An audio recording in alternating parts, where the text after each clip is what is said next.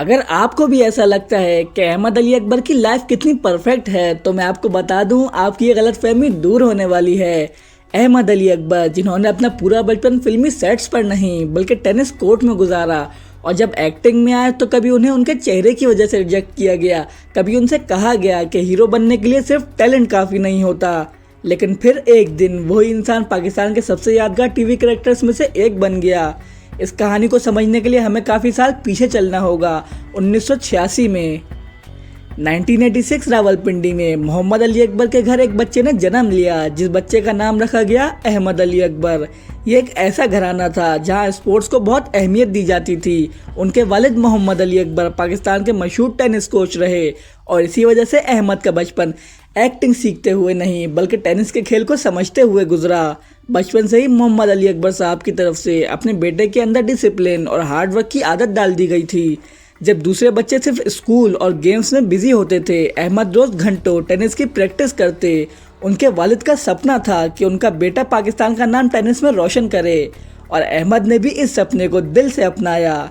उन्होंने junior level पर tennis खेली और नेशनल लेवल टूर्नामेंट्स में पाकिस्तान को रिप्रेजेंट किया।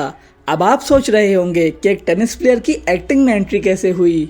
हम जो सोचते हैं हमेशा वैसा नहीं होता और अहमद के साथ भी कुछ ऐसा ही हुआ।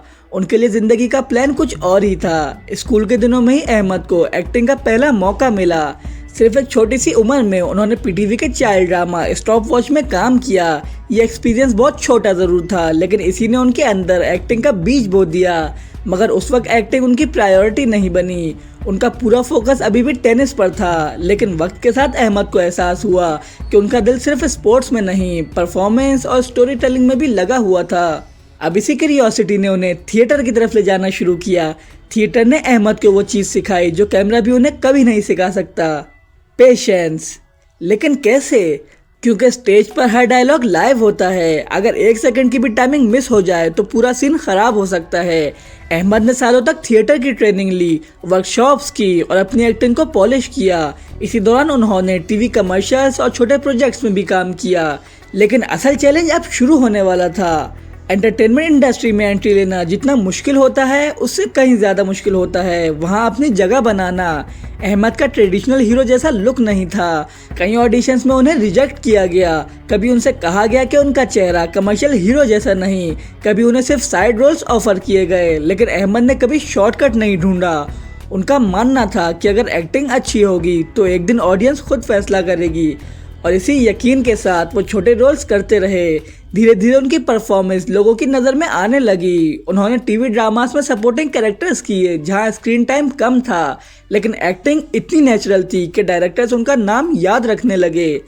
इसी दौरान फिल्म इंडस्ट्री भी दोबारा जिंदा हो रही थी और अहमद को एक ऐसा मौका मिला जिसने उनके कैरियर को नए रास्ते पर डाल दिया।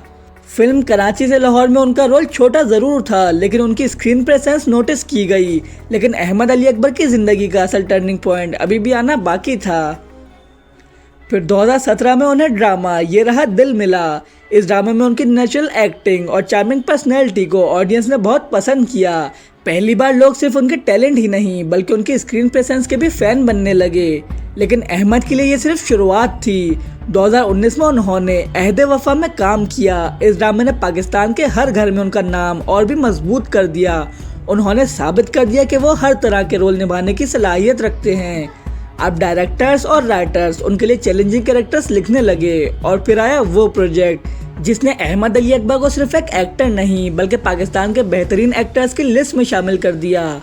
2021 में परिजात ऑन एयर हुआ। जब इस ड्रामा का पहला टीजर रिलीज हुआ तो कुछ लोगों को लगा कि शायद ये ड्रामा ज़्यादा नहीं चलेगा। लेकिन जैसे जैसे एपिसोड्स आते गए पूरा मुल्क परिजात का दीवाना होता गया।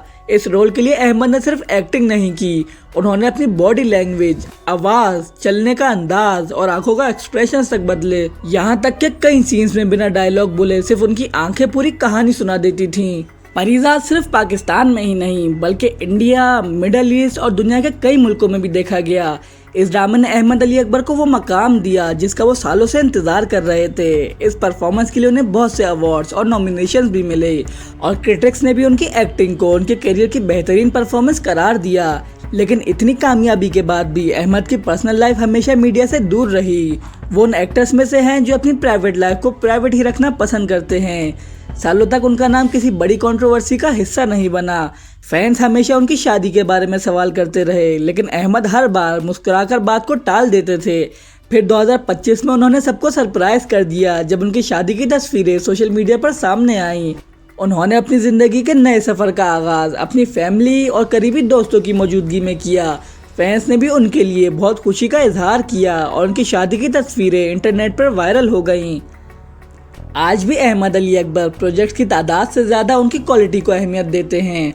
वो काम कम करते हैं, लेकिन जब भी स्क्रीन पर आते हैं अपनी एक्टिंग से सबको मुतासर कर देते हैं। उनकी जर्नी हमें ये सिखाती है कि अगर आप मेहनत करते रहें और अपनी सलाहियतों पर यकीन रखें तो दुनिया की कोई रिजेक्शन आपको रोक नहीं सकती। आज अहमद अली अकबर सिर्फ एक सक्सेसफुल एक्टर नहीं बल्कि उन लोगों के लिए इंस्पिरेशन हैं जो अपनी शक्ल या दूसरों की राय की वजह से अपने ख्वाबों से पीछे हट जाते हैं। अगर आपको अहमद अली अकबर की यह असल कहानी पसंद आई हो तो वीडियो को लाइक करें, चैनल को सब्सक्राइब करें और कमेंट्स करके बताएं अगली बायोग्राफी किस पर्सनैलिटी पर देखना चाहेंगे। मैं मिलूंगा आपसे अगली वीडियो में, तब तक अपना ख्याल रखिएगा। अल्लाह हाफिज़।